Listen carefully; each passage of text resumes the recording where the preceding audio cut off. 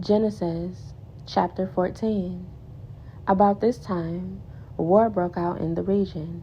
King Amraphel of Babylonia, King Arioch of Elasar, King Kedorlaomer of Elam, and King Tidal of Goim fought against King Bera of Sodom, King Bersha of Gomorrah, King Shinab of Admah, King Shamarbar of Zeboim, and the king of Bela, also called Zoar. The second group of kings joined forces in Siddim Valley, that is, the valley of the Dead Sea. For 12 years they had been subject to King Kedorlaomer, but in the 13th year they rebelled against him.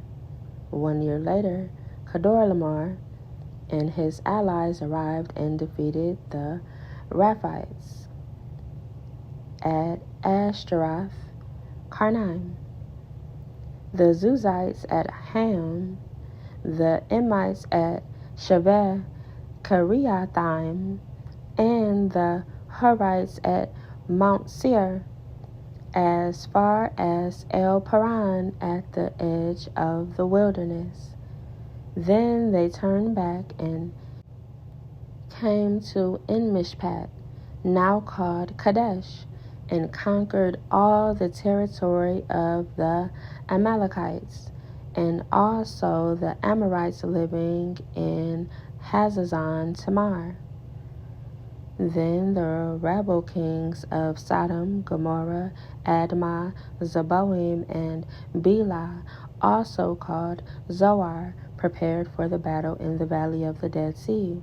They fought against King Kedorlaomer of Elam, King Tidal of Goim, King Amraphel of Babylonia, and King Arioch of Elasar.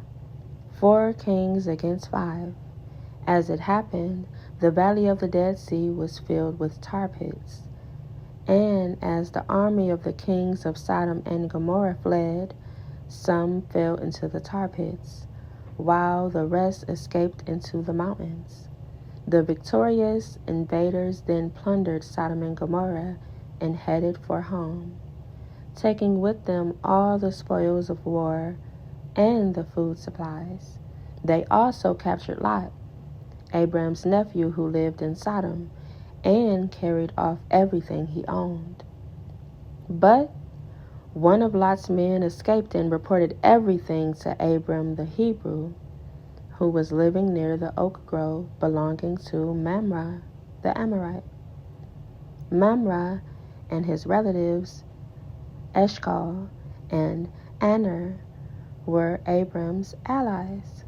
When Abram heard that his nephew Lot had been captured, he mobilized the 318 trained men who had been born into his household. Then he pursued Kedorlaomer's army until he caught up with them at Dan. There he divided his men and attacked during the night. Kedorlaomer's army fled, but Abram chased them as far as Hobah, north of Damascus. Abram recovered all the goods that had been taken, and he brought back his nephew Lot with his possessions and all the women and other captives. After Abram returned from his victory over Kedorlaomer and all his allies, the king of Sodom went out to meet him in the valley of Shaveh, that is, King's Valley, and Melchizedek, the king of Salem, and a priest of God Most High, brought Abram some bread and wine. Melchizedek blessed Abram with this blessing: Blessed be Abram by God Most High, creator of heaven and earth, and blessed be God Most High, who has defeated your enemies for you. Then Abram gave Melchizedek a tenth of all the goods he had recovered. The king of Sodom said to Abram, "Give back my people who were captured, but you may keep for yourself all the goods you have recovered." Abram replied to the king of Sodom, "I solemnly swear to the Lord, God Most High, creator of heaven and earth, that I will not take so much as a single thread or sandal thong from what belongs to you. Otherwise you might say, I am the one who made Abram rich.